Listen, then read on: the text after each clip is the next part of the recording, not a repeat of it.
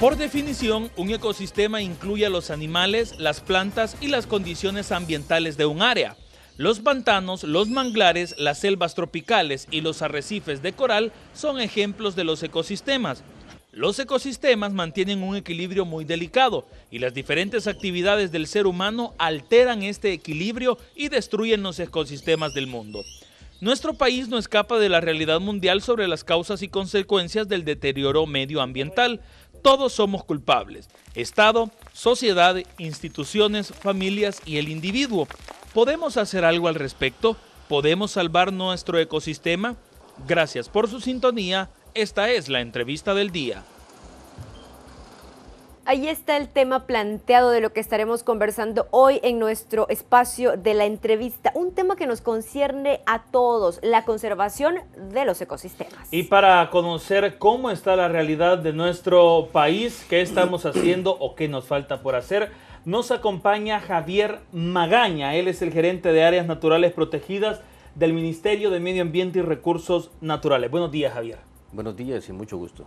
Bienvenido a Central de Noticias, gracias por estar con nosotros. Comencemos a tocar este tema que es de mucha relevancia. Por cierto, le comentamos que temprano estábamos ya viendo el nivel de contaminación que tiene el río Lempa, que es la cuenca principal, ¿verdad?, que abastece de agua a todo el territorio nacional. Pero ya hablando de los ecosistemas, en nuestro país, ¿cuáles serían las áreas en las que estamos viendo una mayor afectación de la contaminación, o estamos hablando que el 100% de todas las áreas naturales del país están afectadas? Bueno, creo que en principio sería importante destacar lo que usted mencionaba con la cuenca del río Lempa. Estamos hablando casi de 2/3 del territorio del país en donde el río Lempa hace su recorrido. La mayor cantidad de contaminación la tenemos fundamentalmente en los sitios donde tenemos más concentración de personas, es decir, cerca de las ciudades. Ese es un nivel de contaminación importante que está circunscrito a las principales ciudades del país. Pero en las áreas rurales también tenemos problemas bien importantes, digamos, y está sobre todo vinculado a la actividad productiva que ahí se desarrolla, principalmente la agricultura y la ganadería. Entonces tenemos dos fuentes, digamos, importantes de contaminación, pensando en los ecosistemas que ustedes mostraban en las imágenes al principio. La parte antrópica vinculada a los asentamientos urbanos y la parte rural vinculada a la parte agropecuaria, ¿no? Entonces esas son las principales fuentes de contaminación si lo quisiéramos ver como dos grandes áreas de trabajo, ¿no? Excelente. Javier, en nuestro país, digamos, hay lugares protegidos, es decir, en donde el Estado prohíbe tala de árboles o prohíbe, digamos, a grandes rasgos que el ser humano intervenga en cualquier tipo de circunstancias. Estas áreas protegidas son los últimos pulmones que le van quedando a nuestro país, o son, digamos, de las pocas áreas verdes que le quedan a nuestro territorio. ¿Cuáles son esas áreas y cuál es el objetivo de que el Estado diga aquí el humano, digamos, entre comillas, no puede meter mano? Sí, y es una buena pregunta. Actualmente en El Salvador tenemos aproximadamente 45.000 hectáreas declaradas como áreas naturales protegidas en diferentes categorías, dependiendo de su nivel de degradación y de la intensidad del trabajo que allí se hace. A la par de estas 115 áreas naturales protegidas, también tenemos importantes ecosistemas de manglar que constituyen un bosque salado con otra cantidad parecida, aproximadamente 40.000 hectáreas. Entonces, todo esto representa un ecosistema, digamos, natural que todavía debemos conservar. Todavía quedan relictos de lo que pudo haber sido la vegetación natural de El Salvador hace 1.000, 2.000, 3.000, 4.000 años. Entonces, estas áreas representan todavía esos relictos que tienen esas características de flora y de fauna. Pero a la par de esto también es importante destacar, digamos, otras áreas que probablemente no tengan la categoría de área natural protegida, pero sí representan importantes procesos de trabajo. Y estamos hablando ahí, por ejemplo, de los bosques naturales que están en propiedad de privados o el bosque de café, por ejemplo. Tenemos más de, aproximadamente 100.000 hectáreas de bosque de café. Es un ecosistema espectacular y particularmente en El Salvador tiene una característica a diferencia de otros bosques de café en otras partes del mundo. Aquí no está el café solo, el café está acompañado de diferentes especies vegetales y animales, Claro. y eso lo hace especialmente importante. Entonces tenemos junto a las áreas naturales protegidas esos otros ecosistemas que sin ser estrictamente protegidos son especialmente importantes para la flora y para la fauna, ¿no? Interesante. Muchas veces el ser humano es así, no solamente estoy hablando de nuestro país, vemos el problema hasta que ya lo tenemos encima, hasta que el terreno en el campo ya, aunque le sembremos, aunque le pongamos del uno u otro químico, hasta que tratemos de poner algún tipo de abono natural, pero la tierra ya no responde porque, insisto, ya nos acabamos el territorio, parte de nuestro ecosistema. ¿Hay zonas en nuestro país en donde el daño es irreversible? Creo que hay zonas en el país donde tenemos procesos acelerados de degradación, fundamentalmente en el oriente, donde en algún momento se ha llegado a pensar que estamos en procesos de desertificación. Okay. Sin embargo, no quisiera decir que no es posible revertirlo. Sí es posible trabajar en su restauración, probablemente no en un nivel completo, pero sí en ciertos niveles de restauración. Y en este sentido me gustaría destacar el lanzamiento del Programa Nacional de Restauración de Ecosistemas y Paisajes, que en el año 2012 se planteó precisamente la meta de restaurar 1 millón de hectáreas a nivel nacional en diferentes usos de suelo y en diferentes ecosistemas, principalmente en esas zonas que están mayormente afectadas, y quizás las mayormente afectadas son aquellas en donde tenemos una combinación de dos aspectos: la parte antrópica, es decir, la parte humana, y la parte vinculada al cambio climático, principalmente en sitios donde la sequía ha sido severa, y todos nos llevamos, digamos, muy fácilmente a la mente la zona oriental. Entonces, digamos, eso es lo que tenemos ahora. Bien, hablando entonces de recuperar, digamos, zonas que ya están contaminadas, el Ministerio de Medio Ambiente en algún momento mencionó la iniciativa de restaurar el río Acelguate, sí, que el río Acelguate es realmente una fuente de contaminación. Sí. Hay mucha gente que vive alrededor, incluso que hace uso del agua del río Acelguate. ¿Nos cuenta cómo se encuentra, en qué estado este proyecto, esta iniciativa? Sí, precisamente la semana pasada ya hubo una segunda reunión de una mesa que ha sido conformada en el marco del Consejo Nacional de Sustentabilidad Ambiental. Esa mesa se llama Mesa para el Rescate del Río Acelguate, y precisamente lo que se tuvo fue una reunión con los principales actores desde la parte industrial y la sociedad civil, más las instituciones del gobierno, para discutir cómo se empujan algunos procesos. Uno de los temas interesantes ahí es la parte industrial, que también está radicada en el área metropolitana de San Salvador, porque al principio hablábamos que la gente tiene mucho que ver en esto, pero la gente y su industria, más la actividad doméstica. Entonces, esa particularidad tiene esta mesa para el rescate del río Acelguate, de sentar a los actores que estamos por ahí involucrados. La idea es en los próximos meses tener un plan de trabajo con compromisos concretos de la parte industrial, de la sociedad civil y de las instituciones. Es decir, yo aporto una cantidad de esfuerzo, pero también los diferentes sectores aportamos. No es una mesa que le apuesta a decir aquí hay una gran cantidad de dinero, úsenlo. No, es una mesa que apuesta a decir yo tengo el interés de participar y aporto esto. Entonces sí, ya hubo una primera reunión y se espera tener un plan de trabajo con responsabilidades concretas. ¿Qué es lo que se quiere lograr específicamente en el río Acelguate? Porque la contaminación de ese río es alta. Okay. Y es difícil de repente imaginar que por esas quebradas pueda fluir nuevamente agua pura o cristalina. Sí, bueno, en principio lo clave es disminuir las fuentes de contaminación, principalmente de las industrias. Y un dato interesante es que no son tantas industrias las que vierten sus contaminantes al río Acelguate, son pocas y se pueden contar con los dedos de la mano. Entonces eso nos da en primera instancia un primer paso para trabajar en la descontaminación del río Acelguate, y es fundamentalmente con los procesos, digamos, ambientales que estas empresas deben cumplir. Segundo, ustedes ven que el río Acelguate tiene laderas por donde corre el agua y se alimenta, además de los desagües de las ciudades o de los desagües industriales. Es importante trabajar en todos los procesos de reforestación de estas cuencas. En estas cuencas tenemos agricultura y ganadería que se desarrolla de manera convencional, es decir, el agricultor quema y prepara la tierra, pero también genera mucha erosión que al final digamos, genera asolvamiento del río Selguate. Entonces, ahí hay una segunda meta. Y tercero, la parte de sensibilización y educación, esa que nosotros tenemos que lograr en nuestras casas, en nuestras escuelas y llegar a toda la sociedad civil.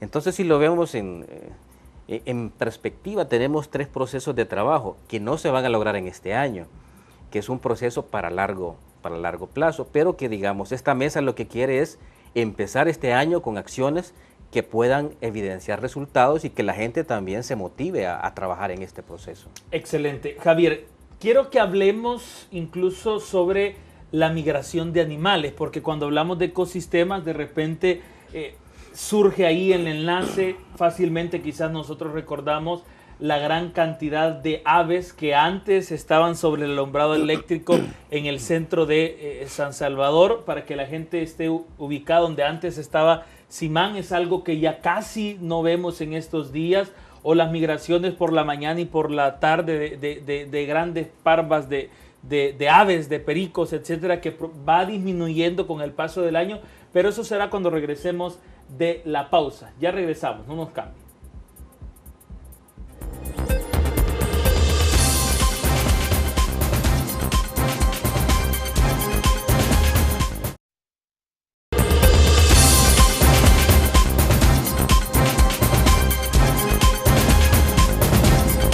Estamos de regreso en Central de Noticias al amanecer. Estamos en el espacio de la entrevista y estamos tocando un tema de mucha importancia: la conservación de los ecosistemas, el nivel de contaminación que hay en nuestro país, y parte fundamental de los ecosistemas son los animales, y como seres humanos estamos obligando a que muchas especies animales abandonen su hábitat. Nuestro compañero Herbert Vázquez nos ha preparado un reporte especial al respecto. En la cadena alimenticia, el humano se ha convertido en el principal enemigo de sus pares. La carrera por construir y mejorar complejos habitacionales y fábricas y la contaminación que genera el llamado desarrollo está dejando sin hogar a miles de especies en el mundo. En El Salvador, la aparición de una familia de cocodrilos en el río Acelguate es ejemplo de ello. Decenas de personas aseguran haberlo visto en la ribera del río, en Soyapango. Muchos se preguntan, llegaron y sobre todo cómo han sobrevivido en uno de los ríos más contaminados del país. En busca de respuesta, entrevistamos al biólogo Mauricio Velázquez de la Fundación Zoológica de El Salvador. Creo que estamos destruyendo la habitación, la casa de estos animalitos, entonces ellos se quedan sin ese refugio, sin esa protección para poder sobrevivir. Esto tiende a que ellos se muevan, se trasladen hacia otro lado, donde las condiciones tal vez no sean tan favorables para... Aquí había un bosque salado en el que habitaban cangrejos, aves y por supuesto cocodrilos. Se ubica en el cantón San Juan del Gozo, en Jiquilisco, Usulután. Habían tantos que la zona era conocida como La Lagartera. Ahora solo queda el nombre. Un lugar conocido como La Lagartera. Aquí era un ponedero de iguanas, aquí era un abrigadero de camarón, aquí era todo lo que se relaciona a aves, especies que han emigrado a otros lugares. Proteger el medio ambiente es tarea de todos y hoy por hoy no puede seguirse postergando. Es el llamado que hace el ambientalista del CESTA, Ricardo Navarro. Afirma que las acciones legales y de conservación que adoptemos depende que especies en peligro de extinción sigan con nosotros. Hay una deuda con la población salvadoreña, ¿va? ¿Cómo es posible que se destruyan 80 manzanas de bosque aquí en Santo Tomás, cuando ya tenemos nosotros un ambiente altamente degradado, ¿verdad? Producto de la deforestación, la contaminación y otras cosas, ¿verdad? La falta del agua, la falta de la biodiversidad, las especies se van, ¿verdad? ¿Cómo es posible que se permita esa destrucción? Yo creo que de una vez por todas lo que debería hacer el gobierno es prohibir todo lo que es la destrucción de los ecosistemas. El mundo es de todos y para todos. Esa es la lección que aún no aprende la especie que razona y que lamentablemente no solo actúa por instinto, sino por avaricia y codicia. El ser humano debe ser consciente de la necesidad de cambiar la forma en que alcanza el anhelo desarrollo, por el bien de todos, si no él mismo estará provocando su extinción. Con imágenes de Eric Alfaro, para Central de Noticias, Herbert Vázquez. Gracias a Herbert Vázquez por esa nota. Nosotros continuamos conversando con el gerente de Áreas Naturales Protegidas del Ministerio de Medio Ambiente y Recursos Naturales, Javier Magaña. Javier, lo decía la nota, estamos dejando a muchas especies sin casa, sin hogar, y esto, lo que decíamos antes de la pausa, probablemente también lleve a que muchos animales estén migrando de sus hábitats naturales. Sí, exactamente, y creo que el reportaje lo destaca bastante bien. En realidad necesitamos convivir con las especies de flora y fauna, y en el caso de la pregunta concreta, con la fauna existente. En este sentido necesitamos que la ley, digamos, en este caso la ley de vida silvestre que actualmente está vigente, se cumpla y que todos los sectores de la sociedad tengamos la posibilidad de regular nuestra actividad. No estamos sugiriendo que se limiten las actividades antrópicas, estamos sugiriendo en realidad que se regule la actividad y que todos podamos convivir en este espacio, ¿no? El país es sumamente pequeño y tenemos que ser, por tanto, sumamente ordenados para garantizar la conservación de la vida silvestre y al mismo tiempo la actividad productiva de las personas. Cuando hablamos, y también lo decía el informe de Herbert Vázquez, acerca de la labor de las instituciones, se ponía el ejemplo de la construcción de una residencial en Santo Tomás, se ha hablado también de la ampliación de un centro comercial en Santa Ana, y hay permisos para hacerlo, es decir, no se puede frenar, aunque la comunidad quiera frenarlo, no se puede porque, digamos, la ley lo permite o la institución lo permite, pero eso significa 80 hectáreas en un caso, 102 en la otra. ¿Qué está pasando ahí? Sí, yo creo que en principio es muy importante, digamos, la reacción de la sociedad civil de frente a estos permisos ambientales y sobre todo de frente a la compensación ambiental que todas las empresas que hacen este tipo de actividades deben cumplir. Una de las iniciativas también del Ministerio es tratar de concretar esa compensación ambiental por esa área que se afecta de bosque o recarga hídrica con acciones concretas que ayuden a la conservación o al rescate en este caso de la fauna y de la flora en conjunto con la actividad de las personas.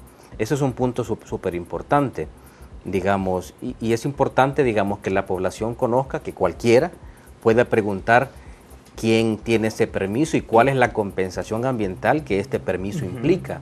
Y nosotros como ministerio tenemos la obligación de responderle y en algunos casos de rectificar si esa compensación ambiental que se está haciendo o que se va a hacer va a funcionar para los fines para los que fue diseñada. Entonces, en este sentido, sí es importante que la población esté sumamente activa y nos avise cuando ellos crean que algo no está funcionando bien. Bien, y hablando de permisos, toquemos un tema que también ahorita está en boga, el tema de la minería metálica en El Salvador. Okay. Y es que ayer precisamente organizaciones sociales y la Iglesia Católica se presentaron en la Asamblea Legislativa para presentar nuevamente un proyecto de ley que prohíba la minería metálica en El Salvador, porque hasta el momento ya tenemos antecedentes que han quedado destruidos, por ejemplo el río San Sebastián, que es un lugar que ha quedado ya obsoleto, ya nadie puede hacer uso de esta agua. Entonces el Ministerio de Medio Ambiente también debe cumplir alguna función en este caso, o cuál es su posición respecto a la posibilidad de que en el país se llegue a dar la minería metálica. Pues actualmente nosotros compartimos lo que también, digamos, el gobierno en su momento planteó respecto de la minería metálica. Nosotros más bien pensamos en la necesidad de otras formas de trabajar con la naturaleza, no necesariamente la minería metálica, más bien estamos pensando en los procesos de restauración que tienen que haber en estos sitios que fueron afectados con la minería metálica. Entonces, la mayor cantidad de nuestras ideas está precisamente en plantear una propuesta de trabajo para estos sitios que fueron afectados y en garantizar que no se desarrolle proyectos de este tipo porque si nos generan una complicación a larguísimo plazo. Y eso es importante destacarlo, no es una afectación para este año, es una afectación que dura mucho tiempo, ¿no? Entonces los procesos de este tipo de minería actualmente no los estamos pensando, digamos. Perfecto. Javier, para ir concluyendo esta entrevista, nosotros sabemos que hay zonas del país que, por ejemplo, si queremos ver cocodrilo, ya sabemos a qué parte del territorio debemos ir. Y aquí entra uno de los términos que incluso hablábamos durante la pausa de los corredores biológicos. ¿Qué tanto los estamos cuidando? Ok. Quizás empiezo por el concepto de corredor biológico. Corredor biológico en términos concretos es ese corredor por donde los animales circulan y donde ellos encuentran comida y encuentran abrigo. En este sentido es importante destacar que los principales corredores biológicos en el país son las áreas naturales protegidas, los ecosistemas de manglar, incluso algunos bosques de café y algunos bosques naturales en manos de privados. En esos sitios las especies de aves y de mamíferos o de reptiles se mueven y es importante garantizar la conexión entre un área natural protegida y otra. ¿Qué tenemos entre las diferentes áreas naturales protegidas? Tenemos urbanizaciones, tenemos calles y tenemos industria. ¿Qué quiere decir eso? Que el diseño de las industrias, el diseño de las calles y el diseño de las urbanizaciones tiene que considerar el flujo de esa fauna. Es decir, ustedes ven, por ejemplo, en algunas carreteras del país los separadores de cemento, ¿sí? Yo sé que es un separador de cemento y si voy con mi carro no puedo cruzar porque está el separador, pero un animal no conoce de esto. Sin embargo, hay diseños de carreteras que permiten el flujo de los animales, sobre todo en horas nocturnas, que permitiría esa conectividad entre las casas de estas especies de fauna. La casa me refiero al lugar donde vive, el ecosistema donde se desarrolla. Entonces es bien importante que el diseño de todas nuestras actividades considere también los recorridos por donde la fauna se mueve. Interesante. Bien, Javier, se nos terminó el tiempo.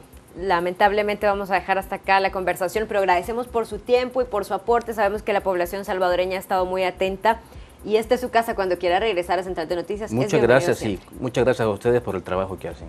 Perfecto, conversamos con Javier Magaña, él es gerente de las áreas naturales protegidas del Ministerio de Medio Ambiente y Recursos Naturales. A usted también, amigo y amiga televidente, gracias por estar pendiente de nuestra entrevista. Nos vamos a la pausa.